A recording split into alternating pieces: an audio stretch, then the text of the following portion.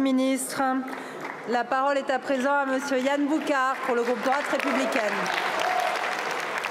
Merci Madame la Présidente. Mes chers collègues, ma question s'adresse à Monsieur le Premier ministre.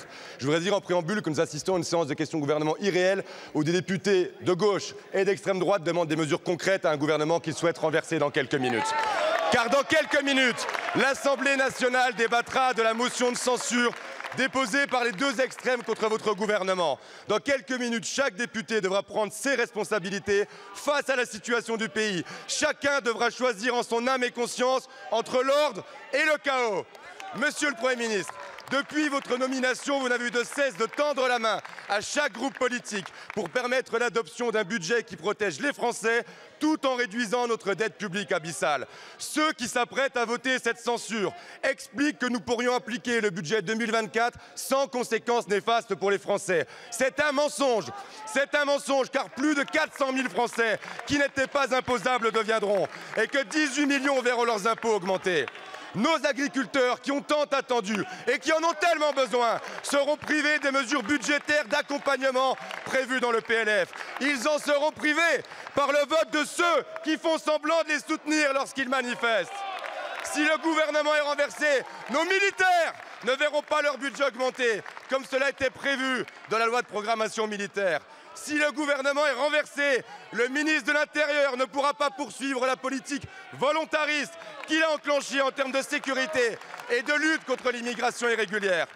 L'alliance irrationnelle entre le Rassemblement national et la gauche de cet hémicycle pourrait ajouter à la crise économique une crise politique et institutionnelle. Ils disent défendre les Français. Ils placent en réalité leur agenda politique avant l'intérêt supérieur de la nation.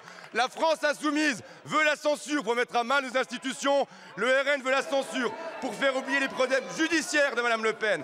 Alors, Monsieur le Premier ministre, le groupe de la droite républicaine avec Laurent Wauquiez souhaite que cette motion de censure échoue pour que vous poursuiviez votre mission courageuse de redressement.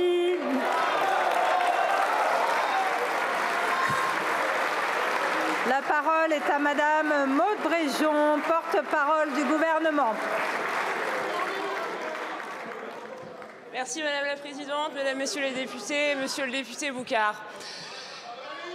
Ne nous voilons pas la face. Dans quelques heures, nous assisterons très probablement ici à une convergence des luttes entre le Rassemblement national et le nouveau Front populaire.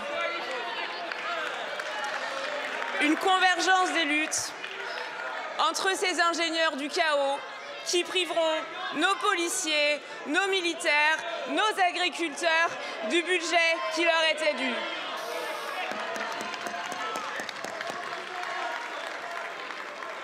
Les électeurs du Rassemblement national ont-ils voté pour un recul du budget de la sécurité, recul engendré par vos voix avec les voix de ceux qui veulent les désarmer?